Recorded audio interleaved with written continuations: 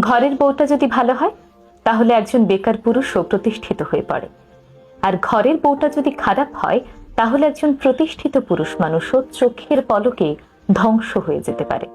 হ্যাঁ, ছেলেদের জন্য বউটা আসলেই ম্যাটার করে।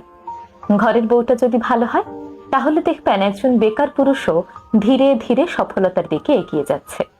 কারণ একজন জীবন সঙ্গিনী শুধুমাত্র পাশেই থাকে না, বরং তার অদৃশ্য শক্তি দিয়ে স্বামীর সকল হতাশাগুলো দূর করে তাকে সফলতার দিকে নিয়ে যায়। স্বামীকে ধৈর্য দেয়, সাহস যোগায়, তার খারাপ সময়গুলোতে ধৈর্য ধরে তার পাশে থেকে সেই সময় মোকাবেলায় সাহায্য করে। ফলে ছেলেরা ভেতর থেকে অন্যরকম একটি শক্তি অনুভব করে, আর এই শক্তি তাকে ঠেলে সফলতার দিকে নিয়ে যায়।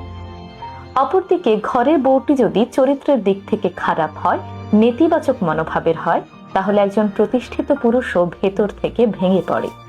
প্রতিনিয়ত সন্দেহ, অবিশ্বাস, হতাশা এই জিনিসগুলো তাকে ভেতর থেকে দুর্বল করে দেয়। ফলে তিনি ধীরে ধীরে তার কর্মস্পৃহা হারিয়ে ফেলেন এবং জীবনযুদ্ধে অনেকটাই পিছিয়ে পড়েন।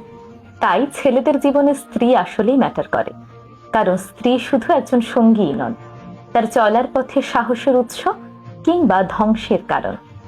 একটি সম্পর্কের সৌন্দর্য তখনই ফুটে ওঠে যখন একজন আরেকজনের শক্তি হন।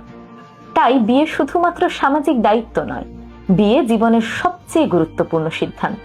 তাই এমন একজনের হাতেই নিজের ভবিষ্যৎ তুলে দেবেন যাকে আপনি বিশ্বাস করতে পারেন। এমন একজনকেই বেছে নেবেন যার কাছে আপনার স্বপ্নটা তার স্বপ্নের মতোই গুরুত্বপূর্ণ।